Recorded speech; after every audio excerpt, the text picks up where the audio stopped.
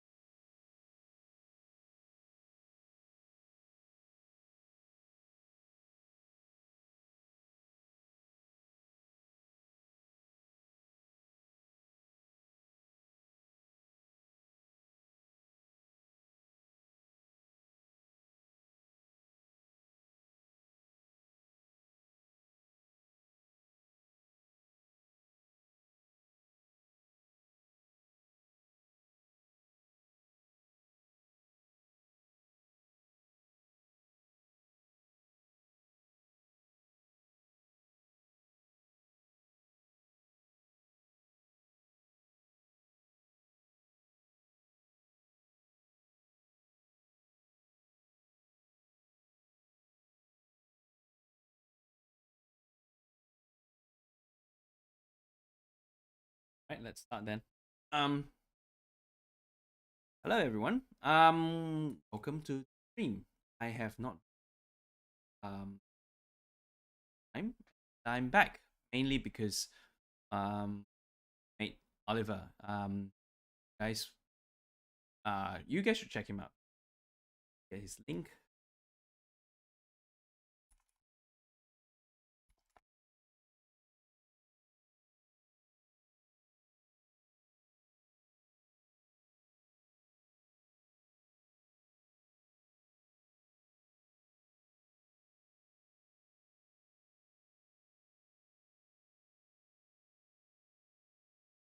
Right then.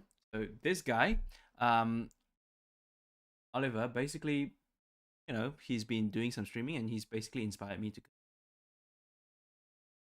So what I'm going to do today is I'm going to work on and I'm going to walk through how I work through some problems. And if you don't know, Gorgonia is basically the deep learning package. If you go do your deep learning stuff in well, just in pure Go, you can write a neural network in Go, and you can train on GPU and CPU. There's a lot of work going on in terms of getting things done.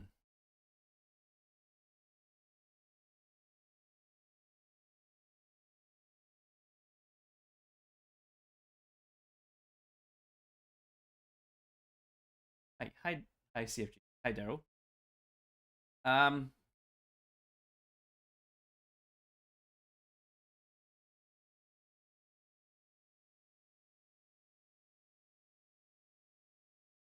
oh, yeah, okay. Thanks. I am going to move my microphone closer. Thank you. Thank you.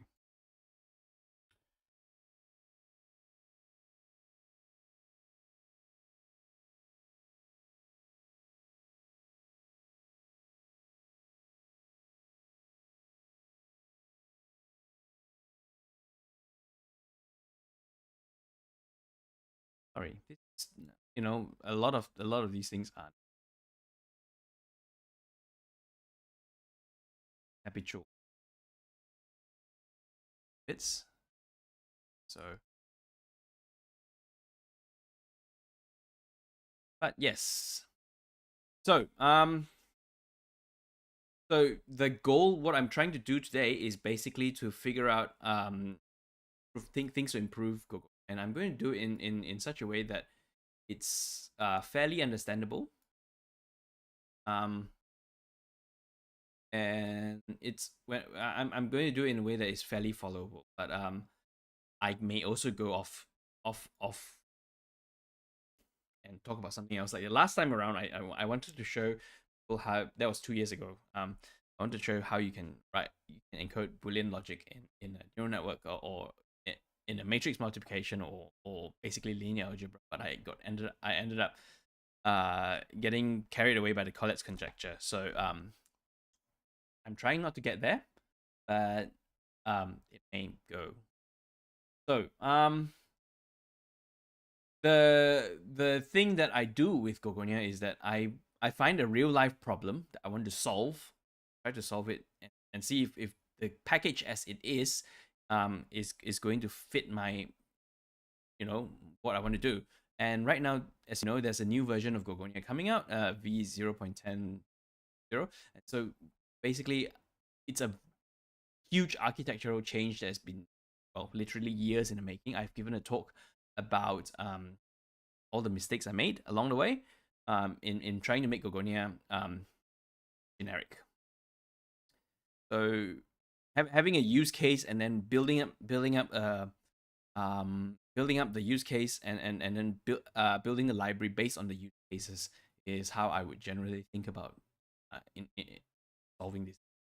So the use case I'm thinking of is a bit interesting. I think some of you might need I think even for myself, I need pressure. So let's get to some explanation then.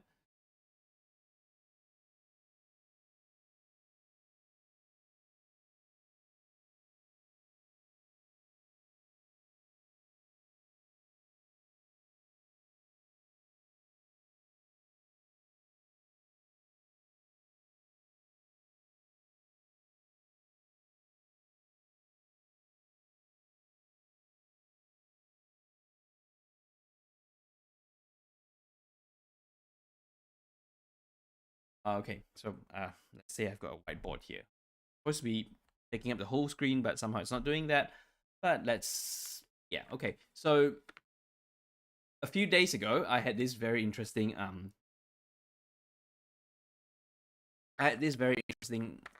realization, right? That prediction and computation are different things, right? In fact, the thing that I have sort of the sort of realization I came to was that prediction and computation are duals of each other. From a mathematical point of view, a dual is basically kind of like opposite. I gave very bad examples of what duals are, and I struggle, but I can give an analogy, right? So I'm on a computer, and I can open Fusion 360. I can design something on Fusion 360. And let's say I design a table and a leg, right? That I can know that the legs of the table will fit into the legs will fit into the table, because I have designed it in Fusion 360. Okay, and having done all that, I still do not have a table in real life, right? It is only through a change of state in real life that I will actually get a table, right? So if you think about that, designing a table in Fusion 360 would be predicting whether something will fit. Whether something will fit in real life is the computation. A computation is basically defined by a change of states, right? And yeah, so this computation being defined by a change of states. I should probably write this down.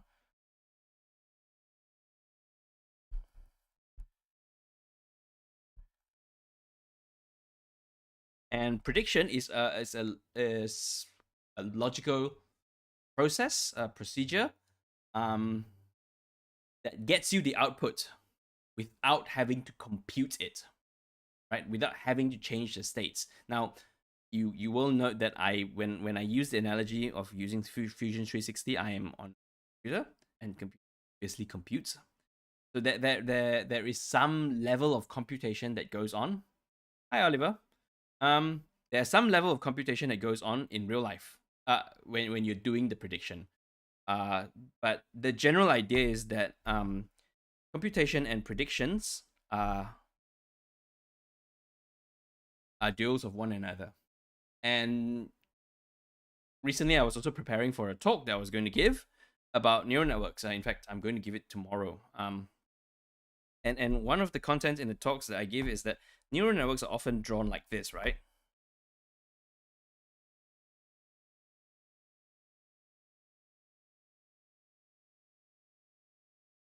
And I have been if you've watched enough of my talks, there's a link to list of my talks on playlist of a list of my talks on this channel.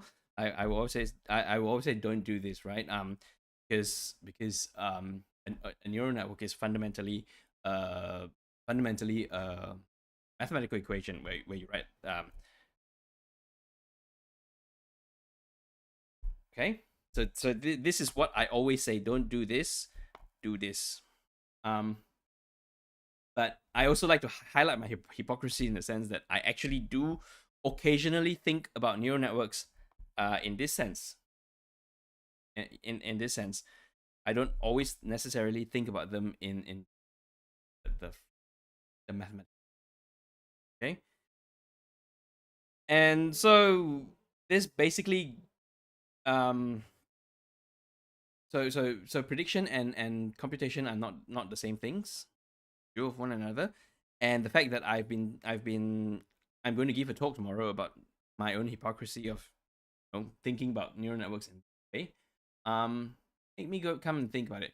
So the deep neural networks that we have nowadays, how do I put it, falls cleanly into the prediction regime. Yes, there is some computation to be done in order to get the predictions, but it doesn't compute, right?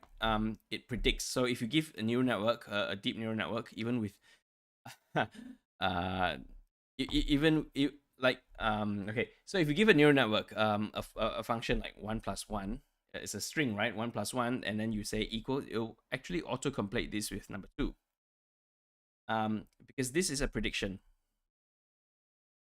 So neural networks cannot compute, and that is the sort of the revelation that I sort of had. Neural networks cannot compute, despite what a lot of people say they can compute. Now, it might be worth thinking about what they say when they say that neural networks can compute. What you're saying when you say that neural networks can compute means that it is able to change the state of things, right? Um, Within itself. All right, let's say. Okay, so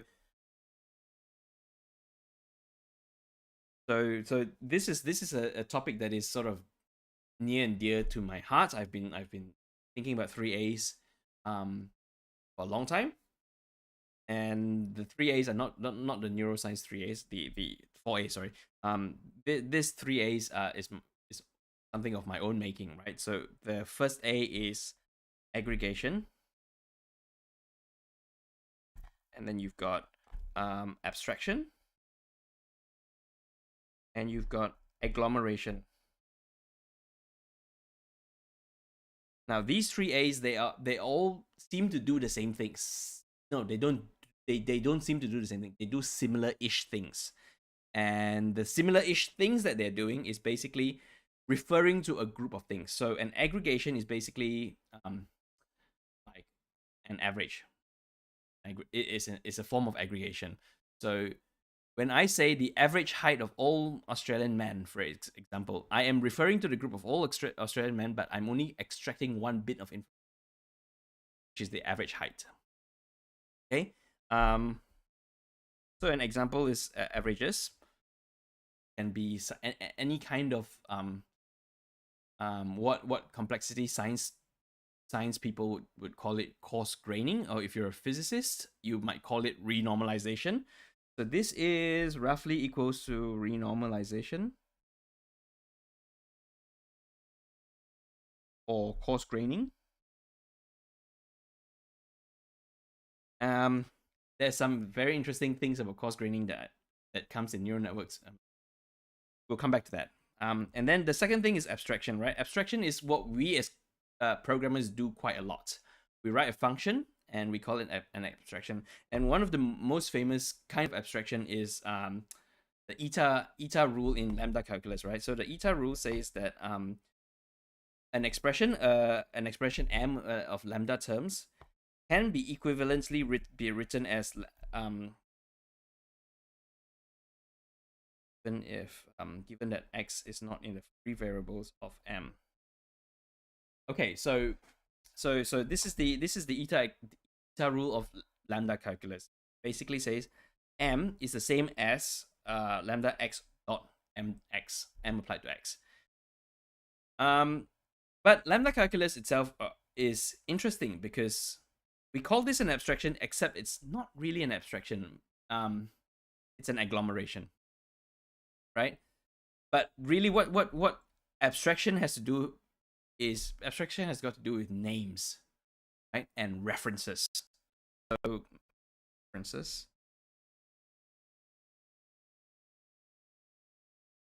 Okay. And so before we continue talking about lambda calculus, let's talk about agglomeration. Agglomeration is something that you always talk about as a group, right? If you heard of agglomeration economies, economies of agglomeration, right? Think about Silicon Valley. Like all the tech companies go to Silicon Valley, and they gain some additional benefits from being together. That's an economy of agglomeration. But equally, agglomeration is about if you ever had fun dropping sand into a pile, and then sometimes one grain of sand can cause an entire landslide. That's the Purbeck-Tang sand pile, self-organized criticality. So sand pile. So the idea is that it is talking about a group of things, and you always talk about a group of things as whole. You don't give it a name, or you can give it a name, but when you are discussing when actions happen, action happens as a whole. Whereas with aggregation, right, you are deleting information. So the average height of all men is less information than having individual heights of every man, right? Every human. This is not Purbeck-Tang's. Purbeck-Tang. BTW, sorry, this is BTW. Carl Wigan Belt, I think. BTW Central. So that's the sort of canonical model of what I think of an agglomeration. You won't find a lot of these things on literature because I made this shit up. But the idea is that these three things are very, very similar in what they're trying to do. They're trying to address many things by either deleting information or giving it a name or doing it as a whole. Now, lambda calculus itself is an agglomeration, right? So when you talk about lambda calculus, this is one term. You always talk about the full term, right? But as computer programmers who program on real computers, we don't actually implement lambda terms like this. You implement lambda calculus, for example, with pointers and references to parts of the memory. So in a sense that there is some sort of abstraction capability with lambda calculus, but it's also an agglomeration on the pure theoretical mathematical side. Which actually brings us back to this whole computation versus prediction thing, right? So computation is not prediction, and these things we call them neural networks, but why are they really called neural networks, right? So if you look at this picture, these three things are called neurons, right? And each neuron is able to accept an incoming or multiple incoming connections. Okay. There is a part of this talk in which I go through the sort of graphical depiction of matrix multiplication. This component, this bit over here, um, it's a very popular graphical denotation of matrix multiplication, and it exists in different fields. It always shows up in this sort of shape, right? But if you consider this, right, we call this a neuron, and it can take an arbitrary amount of let's say arbitrary amount of that's each of them. It can take an arbitrary amount of connections, but in this case, in the same picture, we've got two connections, and so it's supposed to evoke a sense of what a neural network is. And what a neuron, right, is a very interesting thing. If you consider a neuron, so let's say this is a neuron. You got your body, and then you got so this is a sort of idea of what a neuron, doodle of what a neuron, right? So you got myelin sheath, basically some fatty tissue around the wire, and there's a sort of start here and an end here, and there's electricity is being communicated in this point. Okay, so the action potential in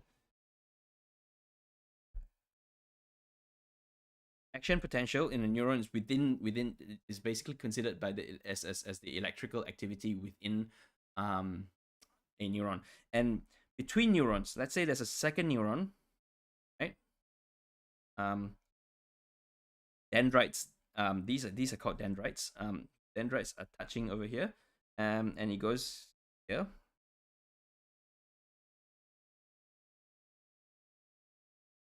This connection is purely chemical. Neurotransmitters send a message in a sort of packet, passing it over next neuron. Actually, 1 second.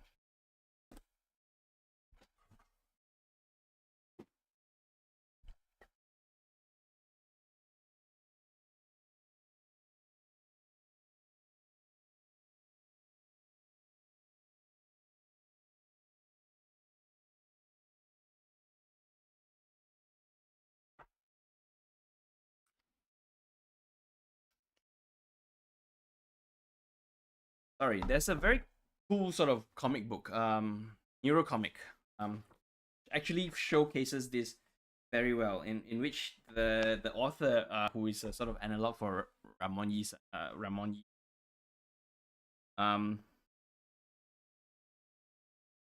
there you go. He's like, this is an action potential and things like that.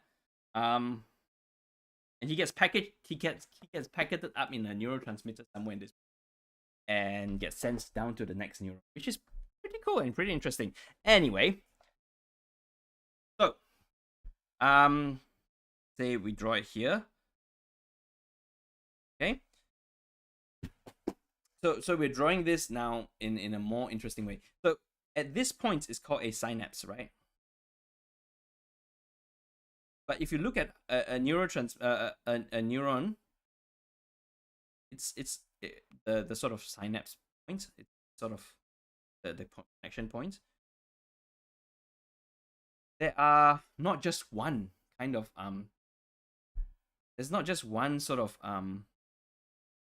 like just chemicals going through like rather there are in with modern sort of science, we can see that there are thousands and hundreds and thousands of little tiny mini synapses across. Um, the reason why I'm bringing this up is because one transformer, roughly the synapse ability, one transformer in computation. So when this is what we call an activation function neural network,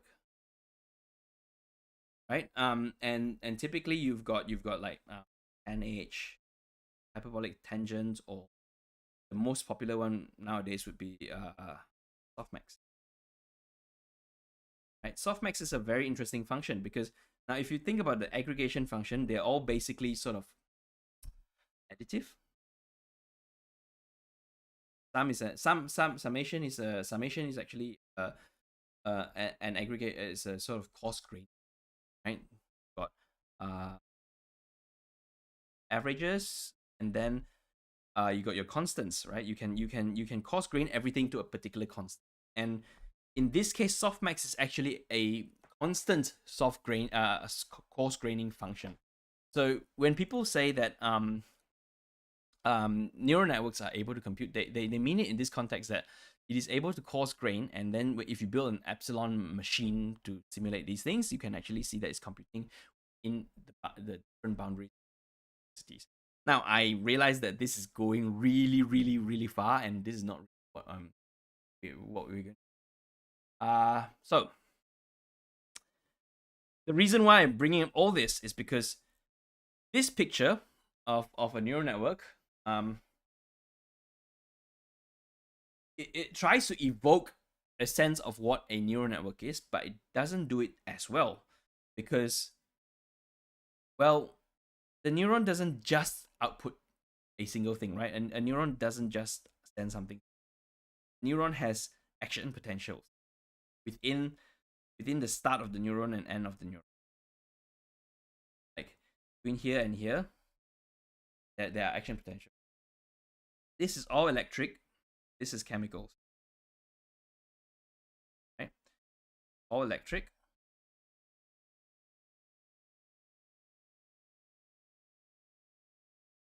Right? So my plan today is to build a synapse, and I want to build a synapse that uses the Hebbian learning rule as part of sort of an implementation. Yeah. Okay. So we're just going to basically pay attention to this bit, and there'll be multiple matrix multiplication things go on as well. So shall we get started? Let's get started then. Put this away. Yeah, that's basically the gist of what I'm going to build. Is basically a Hebbian learning sort of synapse, and then maybe over the next few video streams that I'm going to do, I'll maybe sort of flesh it out. But I think by simply building a sort of Hebbian synapse, right? By building a Hebbian synapse, it should be able to sort of showcase what Gorgonia needs. Yeah, let's do that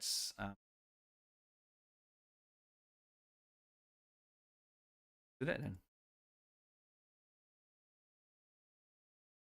So like,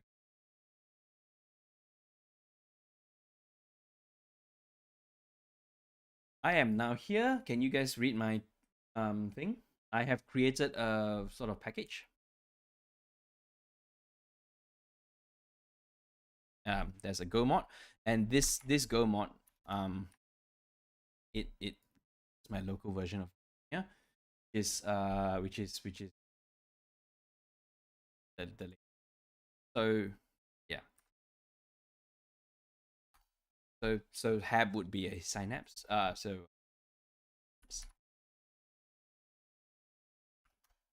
So there's a very good saying in Haskell.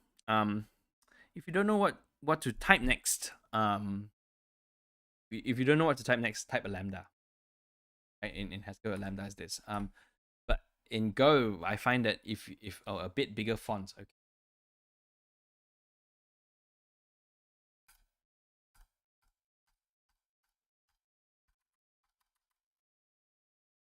okay.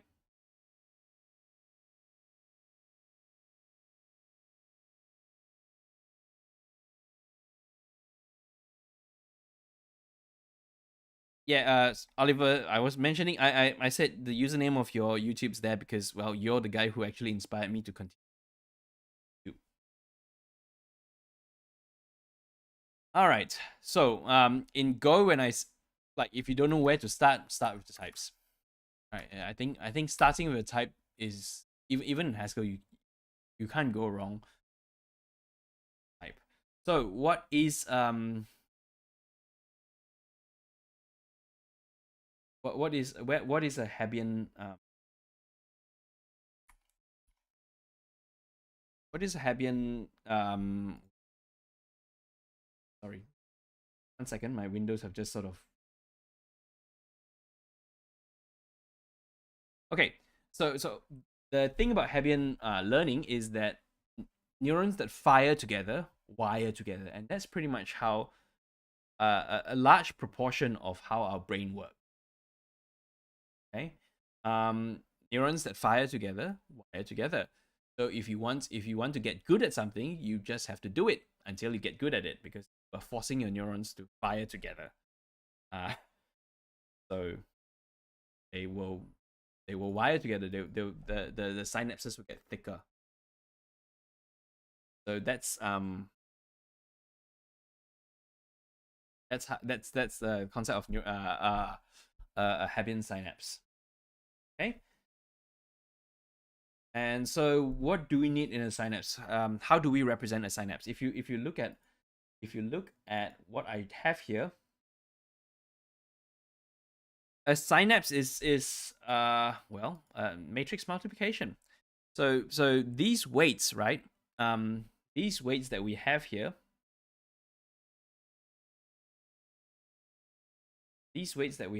oops,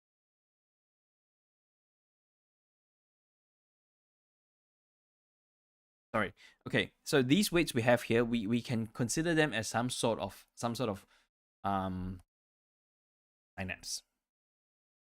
That makes sense? Because when you consider how much is being sent here, right? There's a sort of weighted multiplication. You guys can't see where my mouse. Right, there's some sort of weighted multiplication. It's a the This part is a very very very very simple and um trivial synapse. So let's start with that, right? So this we know can rewrite this part as weights times x, where the weights are the weighted and x is the input, right?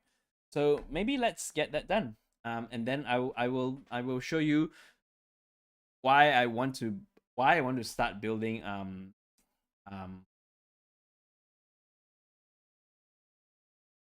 maybe okay.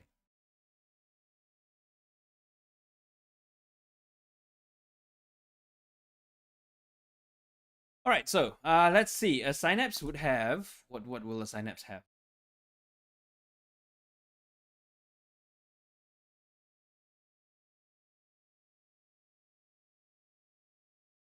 What will a synapse have? Um,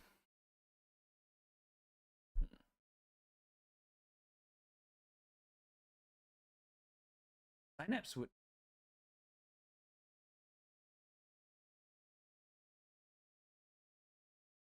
free firing zone, post firing value. So that basically pre and post basically shows you the sort of action potentials. Um, and it yeah.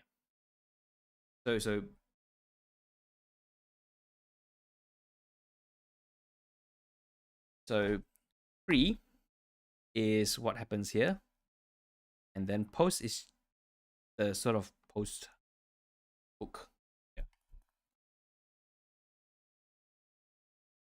Yeah, yeah. I do realize it does sound a bit what I'm doing. But we're gonna get there. We're gonna get there. Reason why we're gonna get there is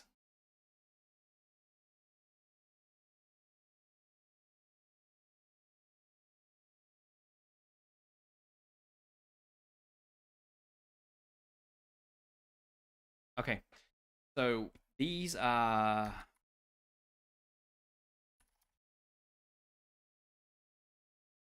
and there'll be some weights, right? So weights, biases, uh,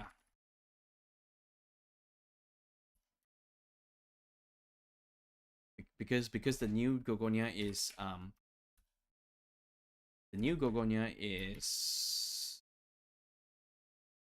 genericized.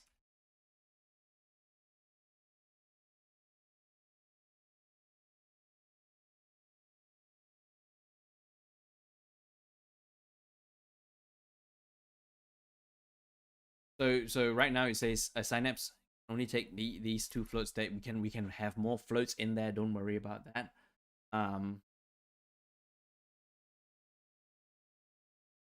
Oh no, you cannot have just weights and biases.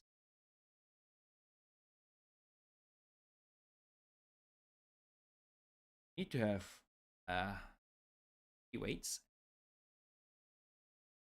weights, yes, weights, and as you can see, this is a lot more complicated than what your typical artificial neural networks would be, because they're more sort of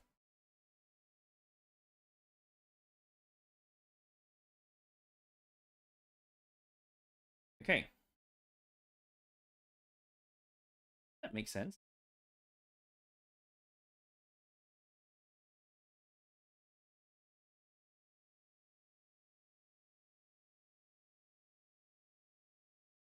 So these are the inputs.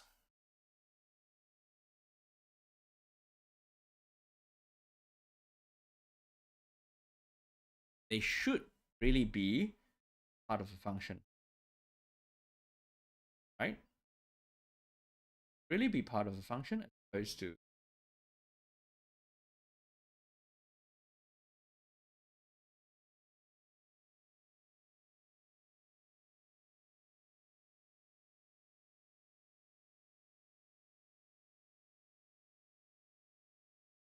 think about it.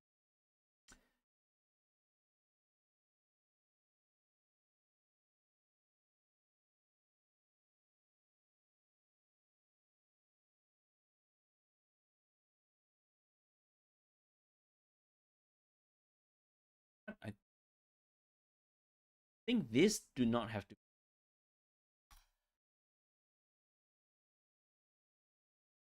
this just be scalar.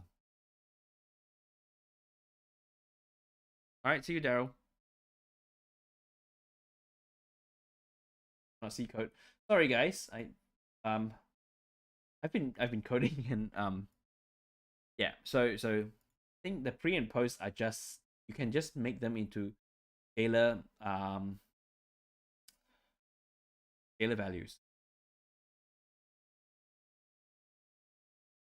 Okay. Um Now let's just think about how this synapse.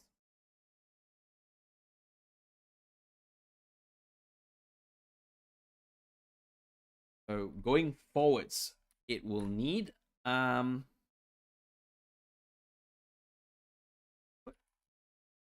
is a dense now. Now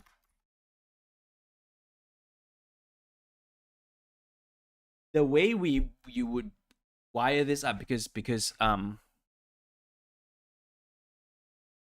the way you would wire this up, I think, is that the synapse doesn't have to have like an input dense like this, because you can have multiple parts flowing into synapse itself.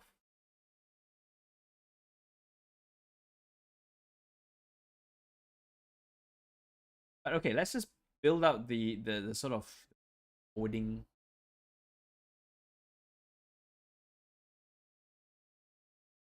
Um,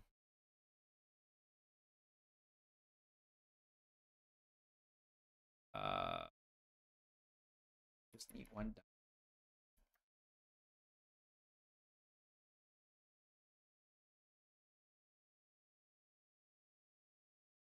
matrix.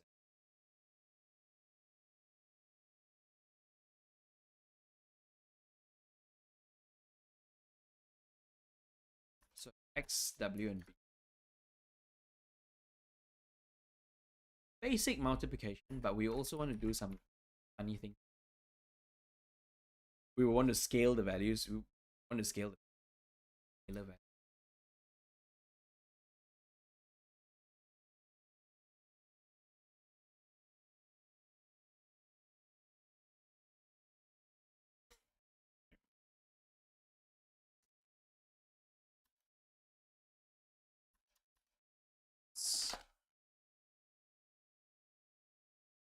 Uh, working again. So this is your typical neural network. All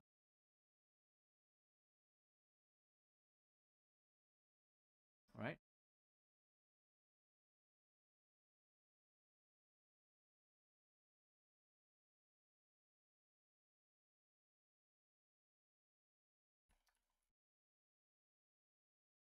So something.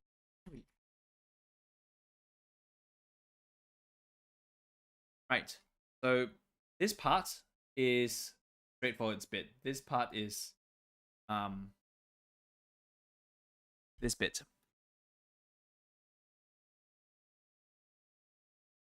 Okay. So that's the XW bit. We'll do the plus B.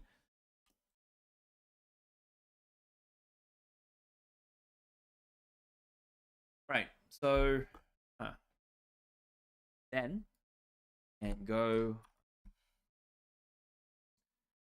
turn W add because add is already a thing, and because we expect B bias to be a vector, well X and W this, so we will need to broadcast, and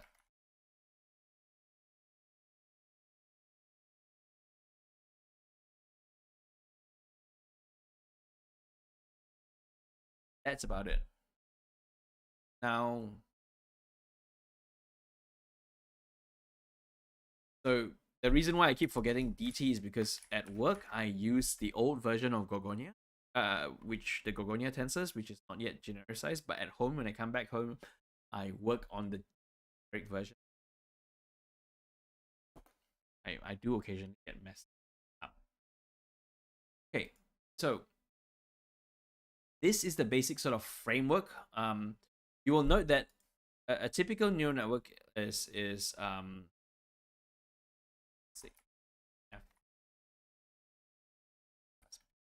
right. This is the typical neural network, and I didn't pass in an activation, right? And there's a reason for that.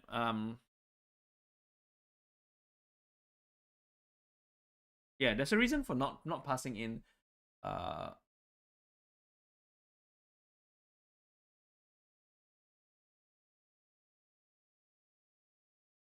Okay, so the neural network needs to learn, and in a traditional neural network, in a traditional artificial neural network, how neural networks learn is through something called backpropagation. What backpropagation does is basically differentiation. Okay, so again, let's go back to the board because hey, let's say we assign this to y equals to this. You know, if I've got the called the math notes from iPad at the Apple math notes, you anyway. I've got lots of things to say about that. So let's say this is called y. This entire function is called y. So what you want to do is you want to find dy dw and db. Okay, and once you have this, you know how much to change w, and you know how much to change b, and so you update it with a gradient, right? And that is kind of what we're gonna do. Steps, not necessarily going to do it that way. We can so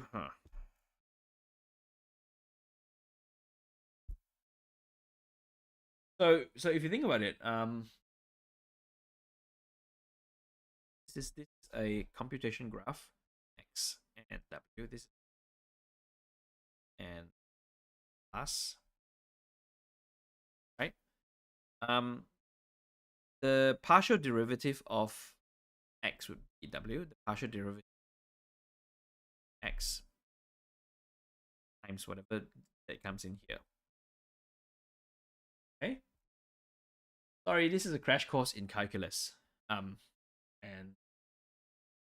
and at this point, I've internalized so much of quite a bit of this that I don't quite know how to explain this anymore. So I apologize if I'm explaining this quite poorly. But this sort of drawing for explaining partial derivation is one of the nicest things I've ever seen. Right? So let's say the derivative is 1.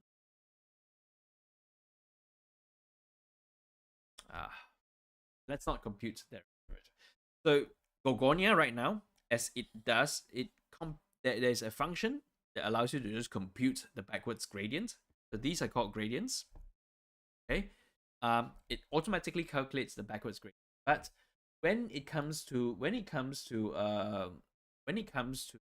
like Hebbian learning, we want to have a finer control of the gradient. We don't want to just say, oh, just let this this be the gradient to update this, right? We want to say that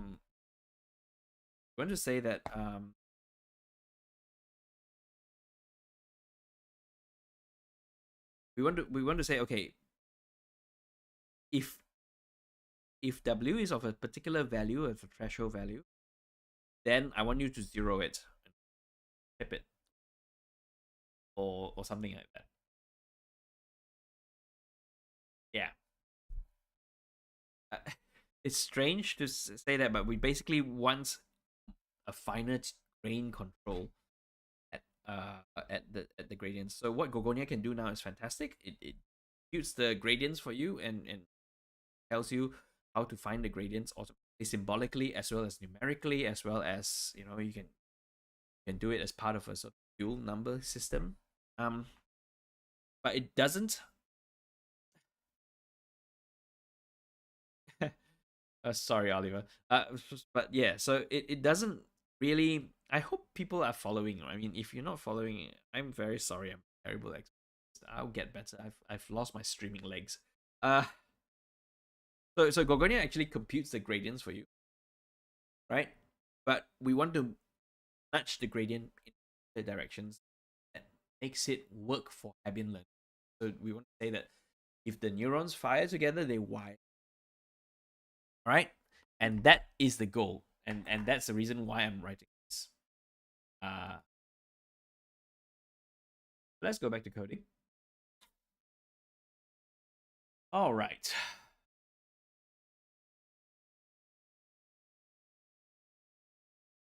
So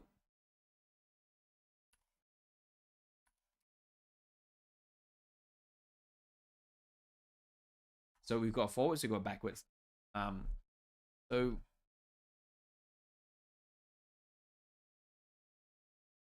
the forward the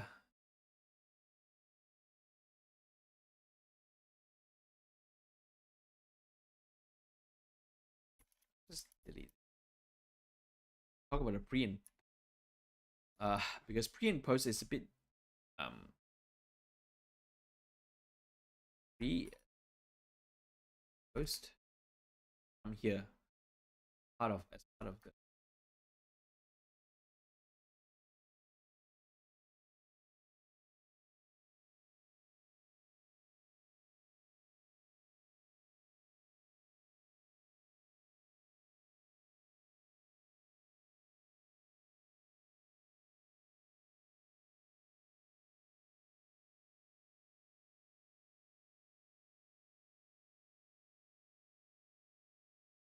So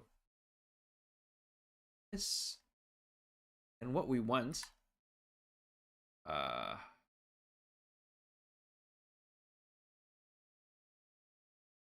what again? Sorry. The derivative of w with respect to what the input is.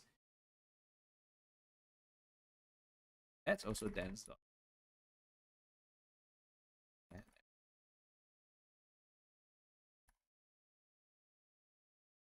Okay. So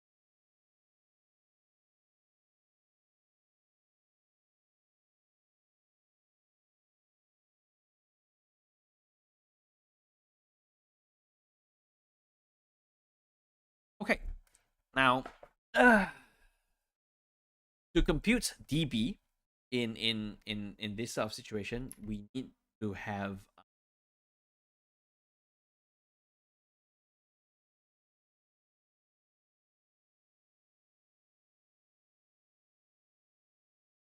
the output. Let's change this to output. That way, it's clearer to us what we're doing. Pre and post is a very neuroscience term, and I find that sometimes I'm clashing fields, right? I'm talking about I started this talking about computation and moving on to complexity science, and now mixing terms from neuroscience and to neural network. So it's difficult, and mathematics difficult to keep things in track when you keep different words for the same. That's just when we're building artificial neural networks, we can right, make it. Yes, yes. You are familiar with uh functionings of a neuron.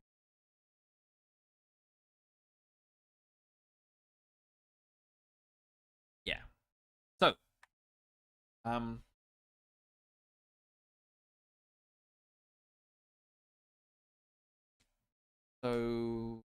crap, I cannot remember my right. But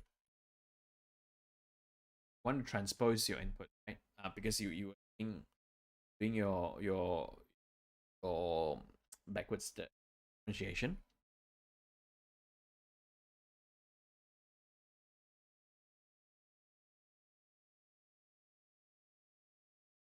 So this transposes takes your input and just transposes it, right?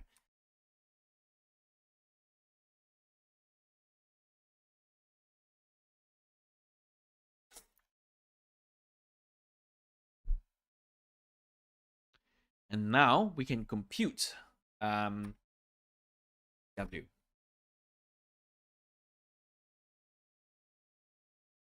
So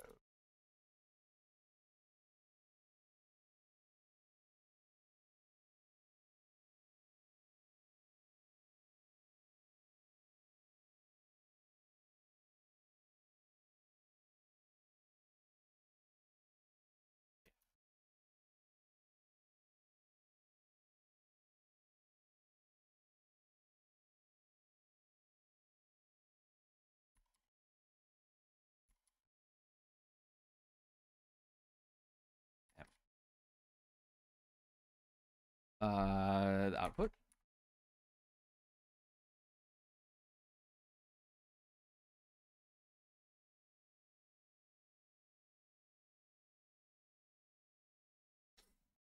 So now we've got the differentiation, partial derivative gradients. So many words to say. With regards to output, with regards to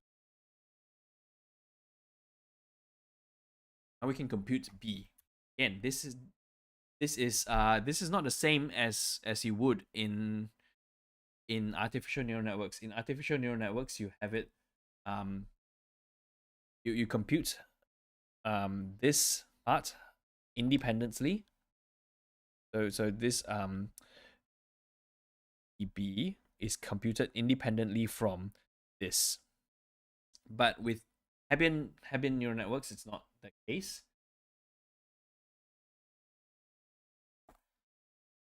So what you want to do is you output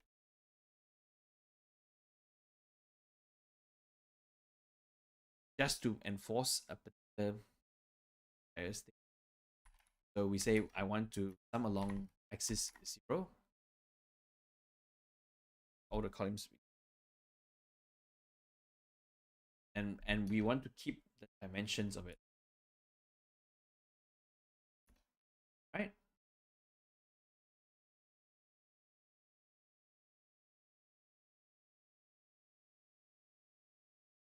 Oh no, you still compute them. Sorry, you still compute them independently.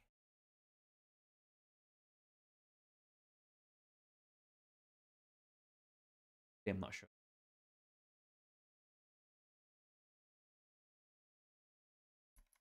Okay, I am not sure what I'm saying right now, so I think we still compute them in. I I'm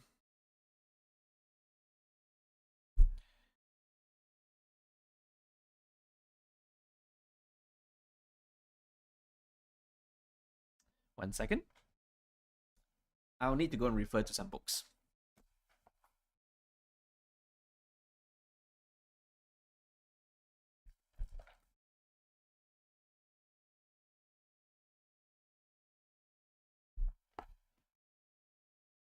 Asian, wrong one.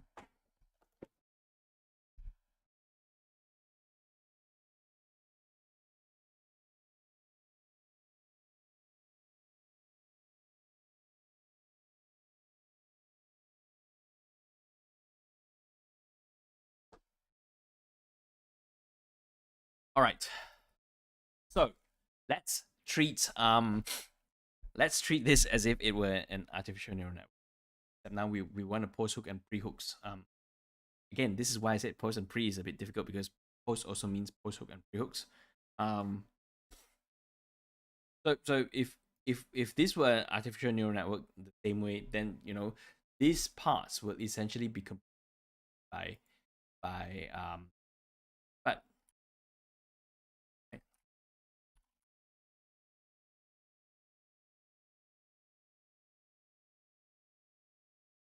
now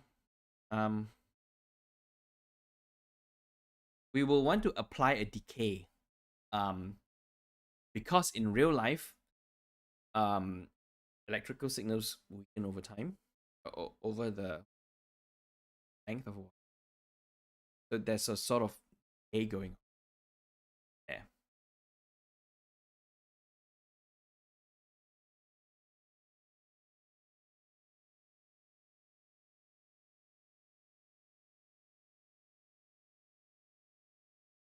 A is scalar value, and if want to apply a decay, then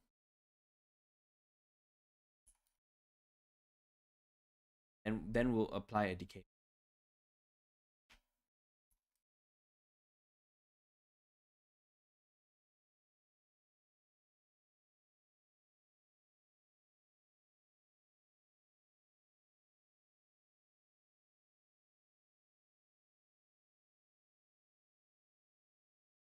So yeah.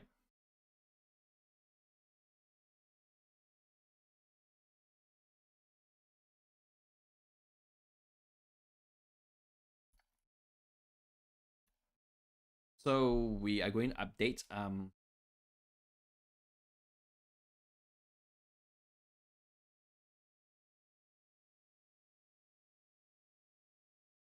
yeah, but I wager the decay is actually one of the reasons. So then it's essentially a natural information bottleneck, and one of the reasons in information bottlenecks is a very interesting thing. So, uh, at the risk of just again going off topic, this is a form of neural network that sort of always works very well for me.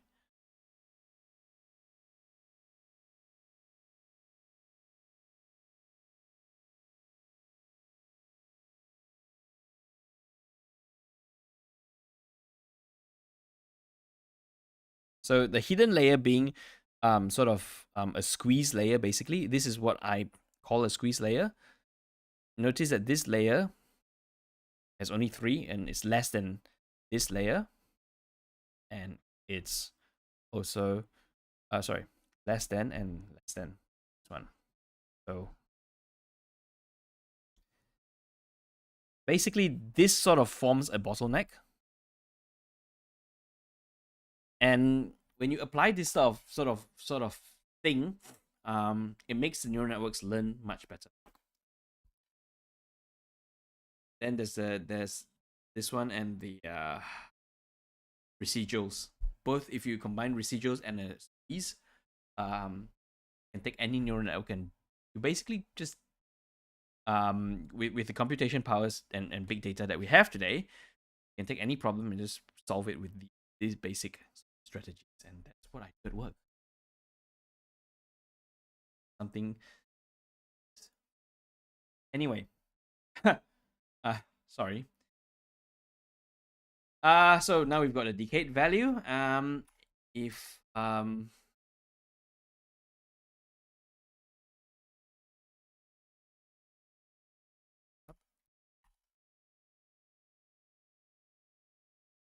and then because we are just reusing it,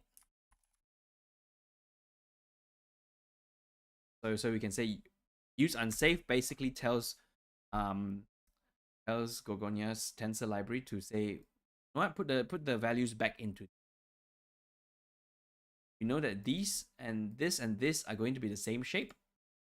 Decayed and EW are going to be the same shape, and so you can just you can just use it. And we'll talk about optimization, I guess, along the way.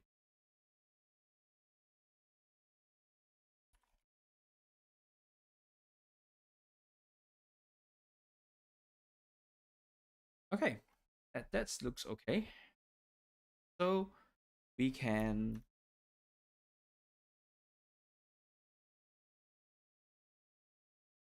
send this. Oh no.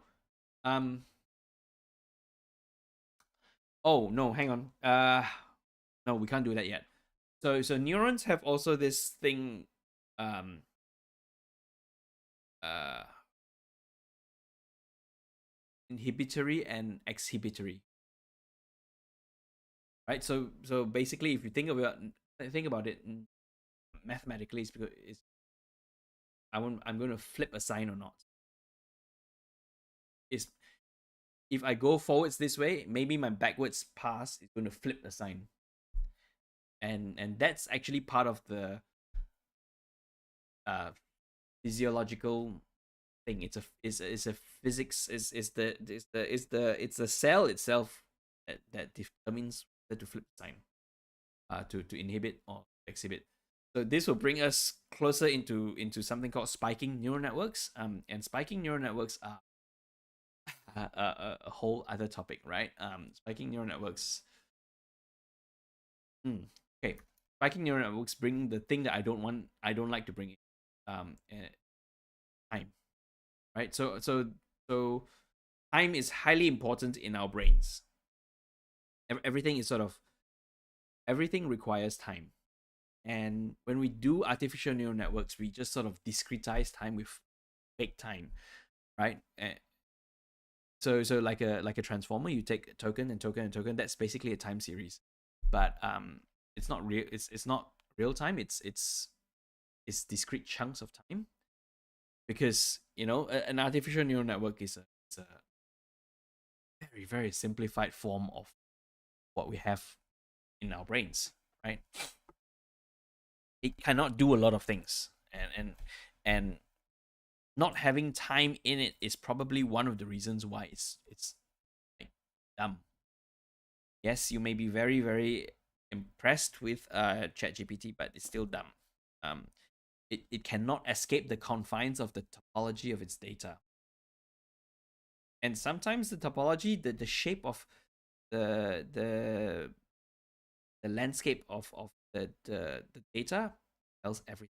There are some landscapes, there are some fields in machine learning where your Riemannian is cannot not Riemannian.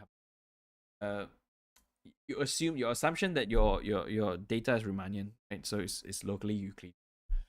Um, that is broken because there are some data in which there are singularities uh in the topology of the data, and I can talk about the topology of the data a lot, so let's just not do that. I keep getting this, and my Vyvanse has ran out, so when I say it's right, it's right. So we are going to need a sort of sign bit,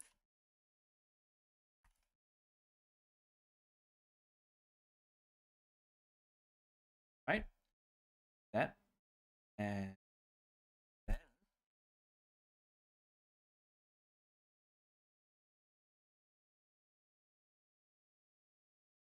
Then we will multiply by that. Fair?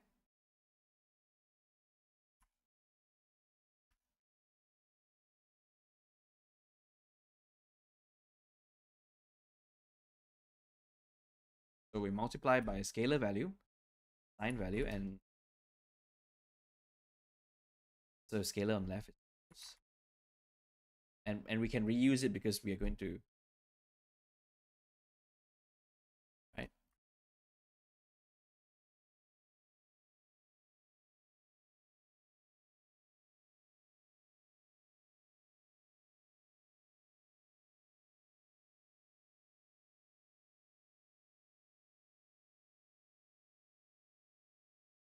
Something wrong with my keyboard.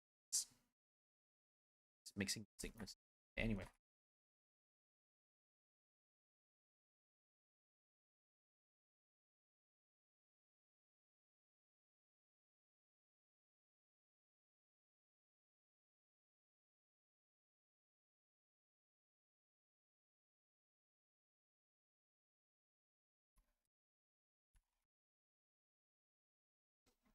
hey,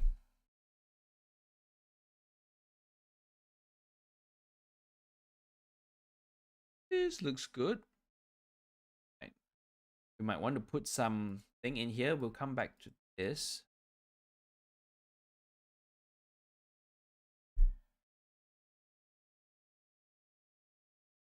All right. So this one is a question mark.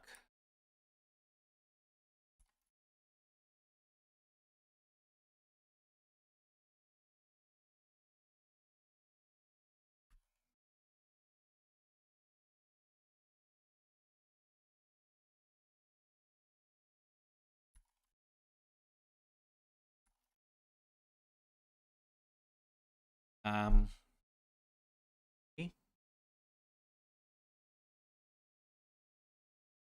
All right. We'll come back, and so this function is nice, but it can be definitely optimized because you see it like um this can be part, there can be a scratch, can be a scratch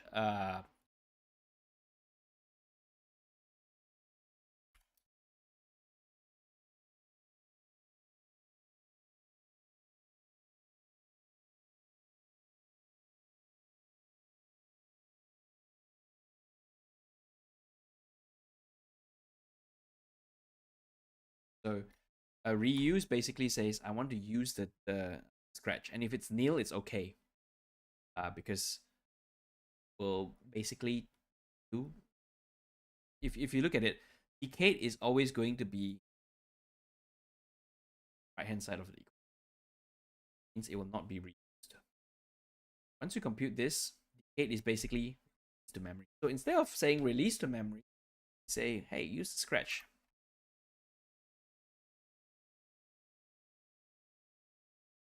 Use the scratch instead. You don't have to don't have to so scratch, the reference to the memory and scratch will be held in here. And this is just a simple reference.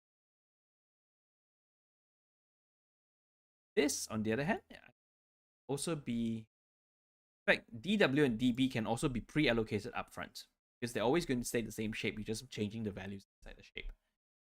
Right, so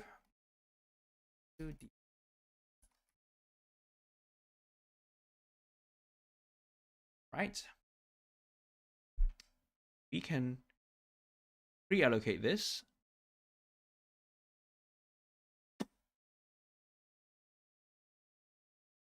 Say with use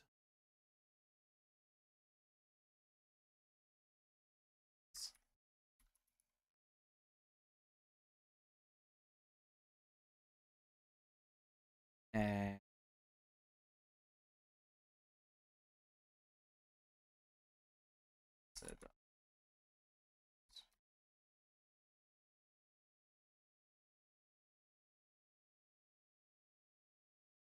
so really it's this DW is really this DW because it's been pre-allocated upfront. Either it's been pre-allocated upfront, or if it's not pre-allocated upfront, then it will do the pre-allocations. In fact, if you do this, we'll actually go and modify this if it's nil.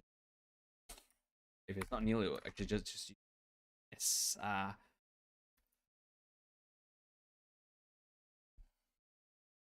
You can do that. Yep, not a problem. Again, this is highly advanced use where I designed this so I sort of understand how the memory. I would say mostly you can get along with just a reuse, and you don't need just say, yeah. If you have a say,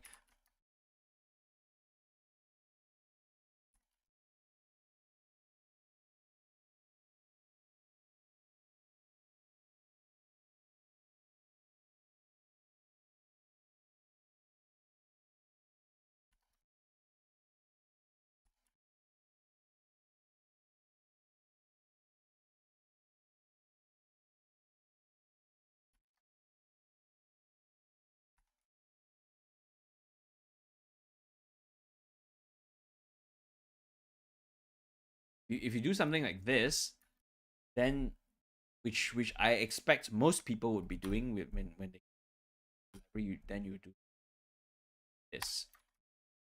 Okay.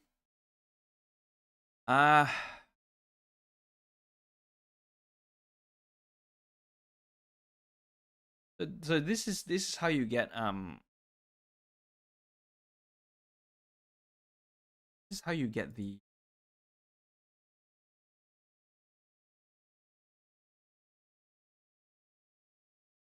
DW and DB. Sorry.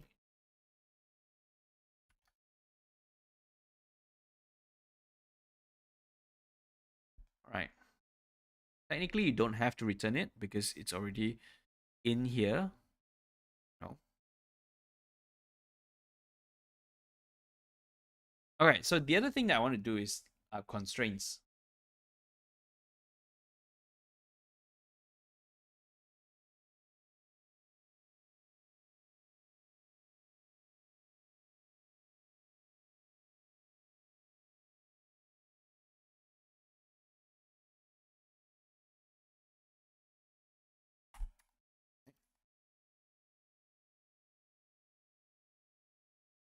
And so we have W. The weights must fall within the constraint. And this is part of the so the way the process goes is you forwards, backwards, and then you run enforce constraint. Roughly this order. Not necessarily this order. Don't actually read my book. So here we go. We want to enforce a constraint. We want to say upper and lower bound. Say the symmetrical bounds. Because I cannot be asked to write upper, lower. And the upper and lower bounds are basically just one scalar value. So that's one constraint. And also constraint it to be within a particular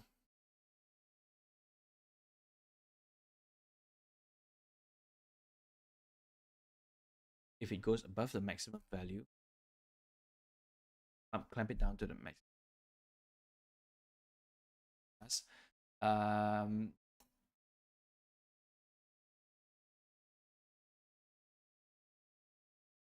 so the other thing is that you only want a positive weight. Sometimes you might only want a positive weight. Sometimes. So what it returns is this.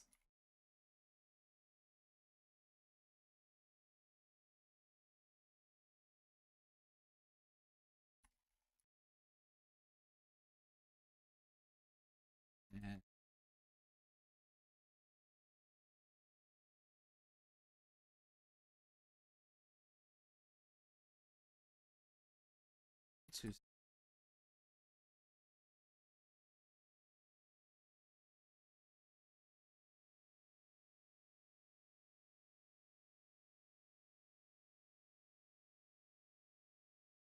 clamp. Start clamp. Nope. Okay, I don't actually have a clamp function package. Okay, so here we go. We've identified something, but do we? Oh, sorry. We've identified that there's no clamp or clip function in the package, so that's something I'm thinking about.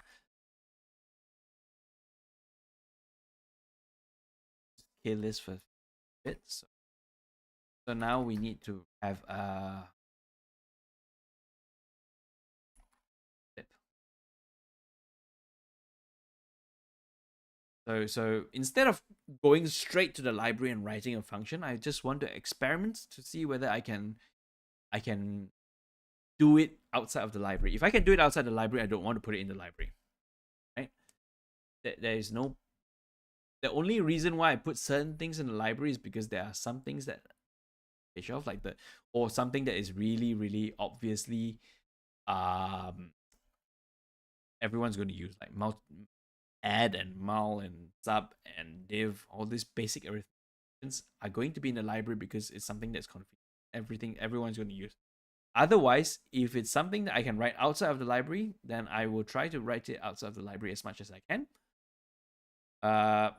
Because otherwise it's going to be too much for me to right say right x functions. So here we go upper bounds. Let's just stick to the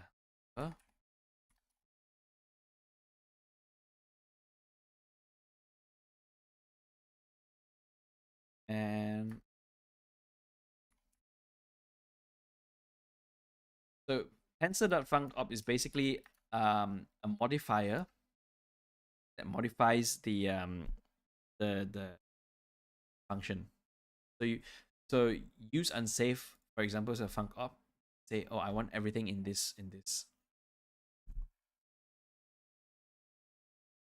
Keep deems, tensor along with reuse. All these are funcops, and it modifies how a function is being run. Now, with regards to clamp, it's very easy to write this function because I can immediately think about how to write this function outside of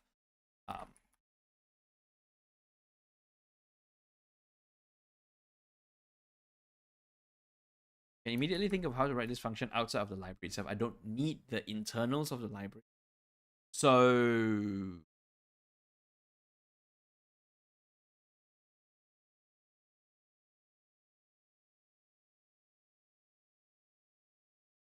A is less than lower.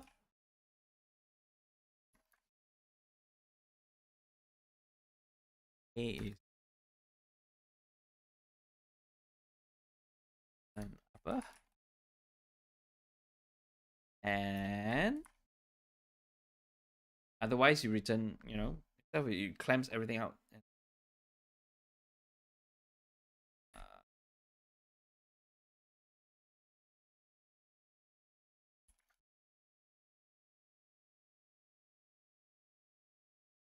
there. Yeah, so I'm right. I don't actually have to. I don't actually have to write this clamp function into the library. There's no real optimization that can be done. I think. Yeah, there's no real optimization that can be done inside the library. So there's no need. Right. So positive say clamp blue.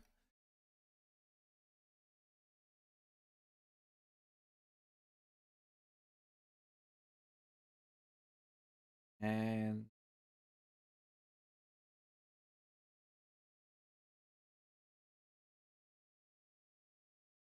so this thing is annoying because in the old version, in the current released version of Gorgonia, this func up is function, but in the new version it's just right. So sometimes I get okay, um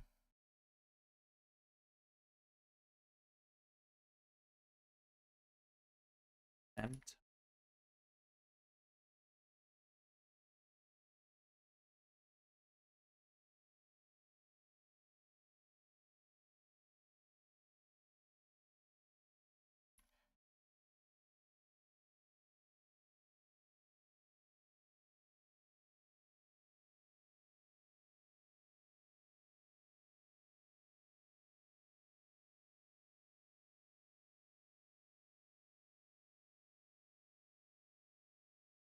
yeah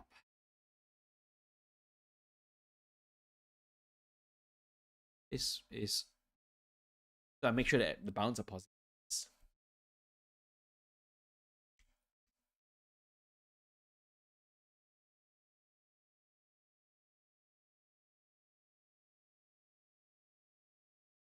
And then I only need one of these. Otherwise, I need to write a case for if the bounds is less than 0.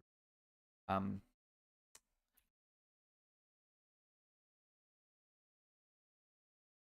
so this is a function that clobbers the value right here. So using this, we got to be a bit careful, I guess.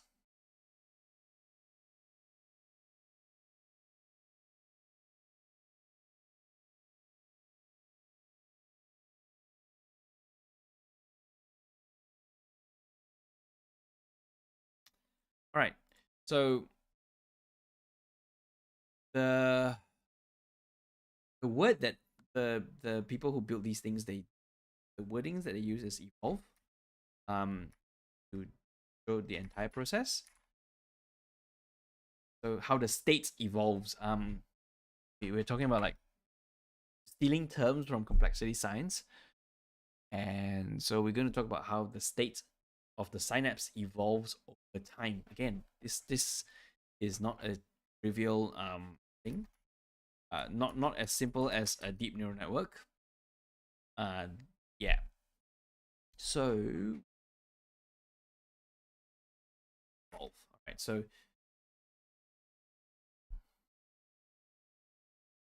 all right. So, how's the time step?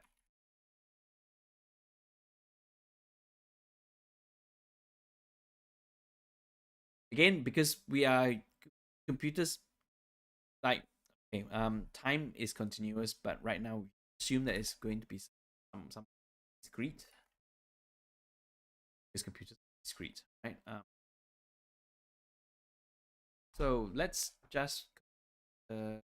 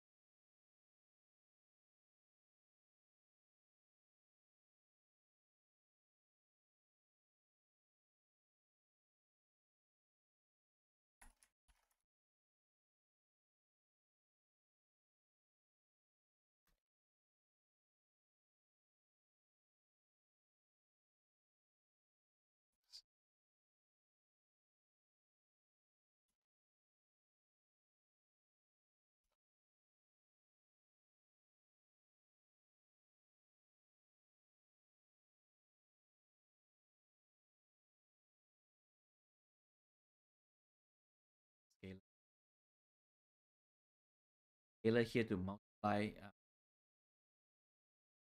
We'll do that another day. I just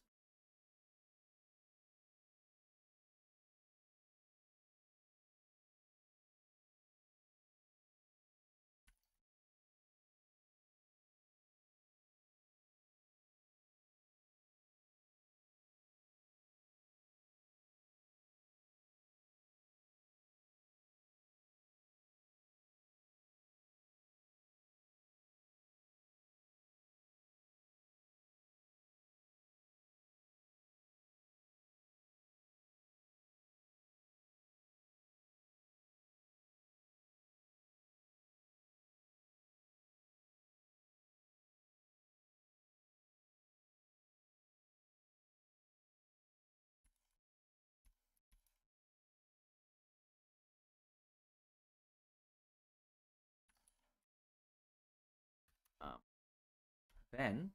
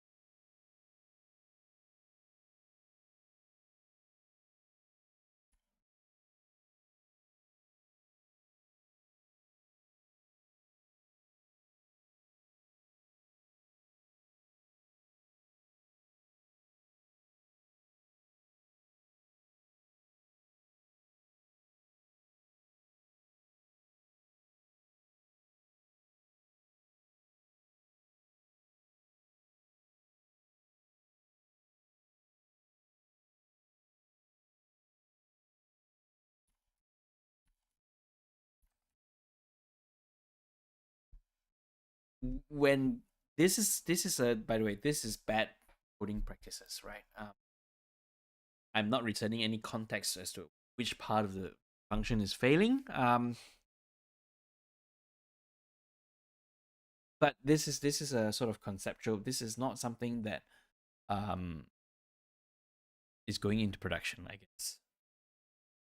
That's what I said long ago. Anyway, so after that we are going to, oh,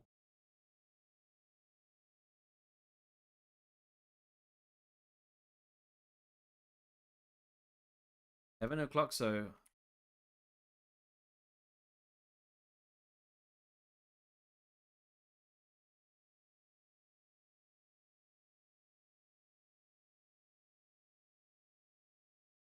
I completely forgot this, right? And then after that, after the gradient update steps done, then we can call W bounds.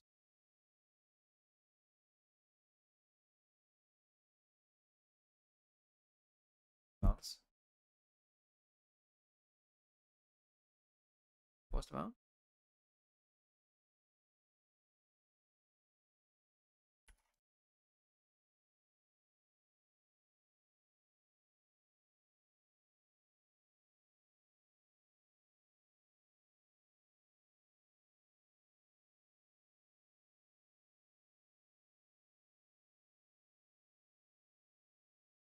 Uh,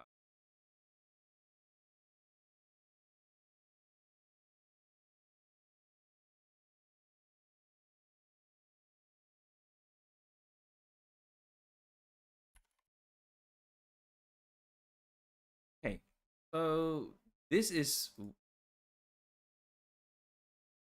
this is roughly how it's going. How it's,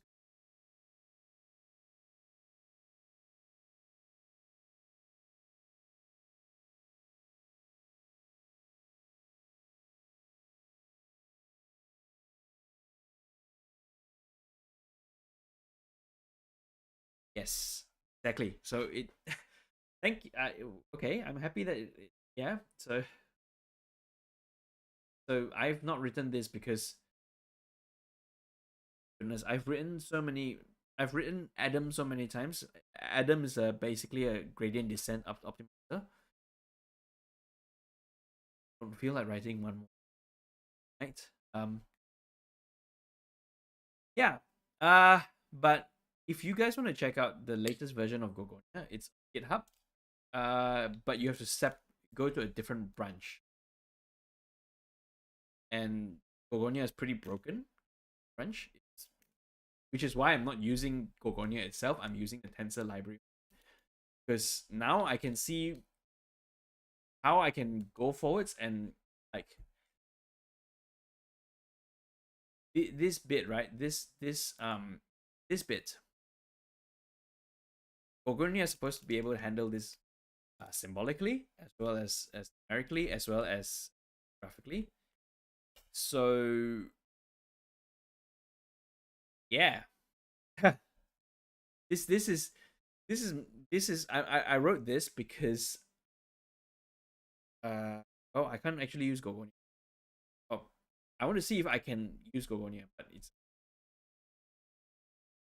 write it out like. But once Gorgonia, so the differentiation bits are fixed up. Yeah. Speaking of fix up, this entire thing works. Like if you want to rewrite this in the non-generic version of Gorgonia, what current version, it works. I've written this before. Standard version, doing it. I wrote it like 4 or 5 years. Right?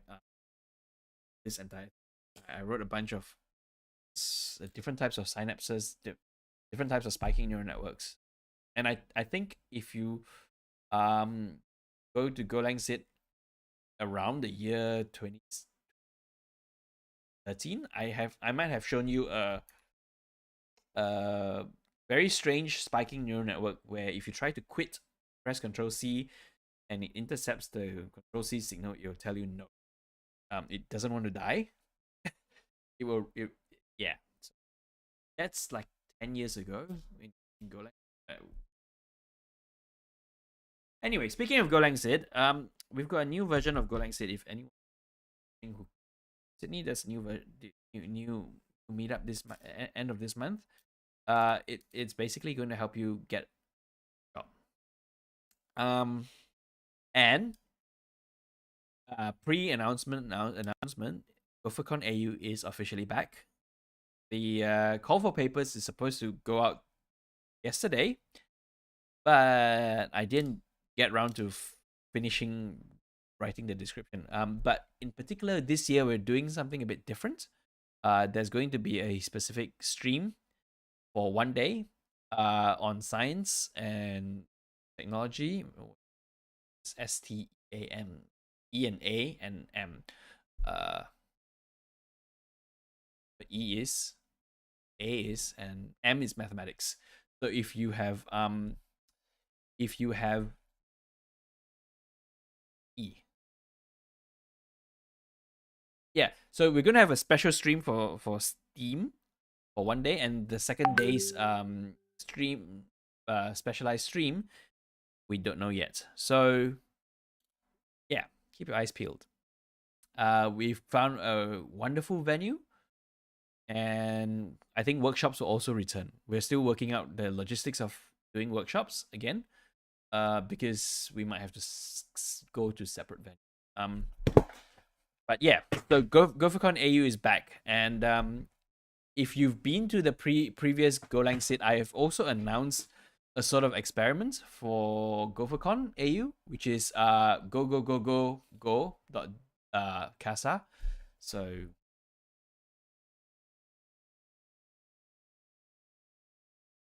you just put it up on stream. Bro.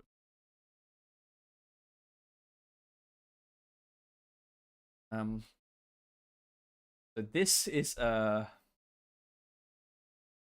experiment that we are trying to run to hash out some logistics issues. Basically, it's a coding retreat where you go code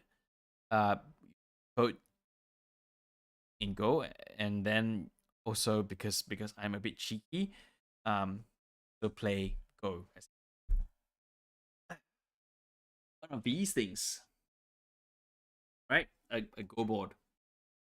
If you do not know how to play Go, well, I can teach you, and there are many other people who can teach you. I'm not a good player. Yeah, pretty much it. If you want to come, just sign up to that link. And yeah, anyway, I think that's it. Thank you for coming. Especially Oliver and Daryl and who have been me quite entertained in my chat. Yeah, thanks for appearing. I think I'm going to call it a night because it's tomorrow. Thank you. See you guys. I hope to keep doing streaming again. Oliver, inspiration, man. Okay, bye.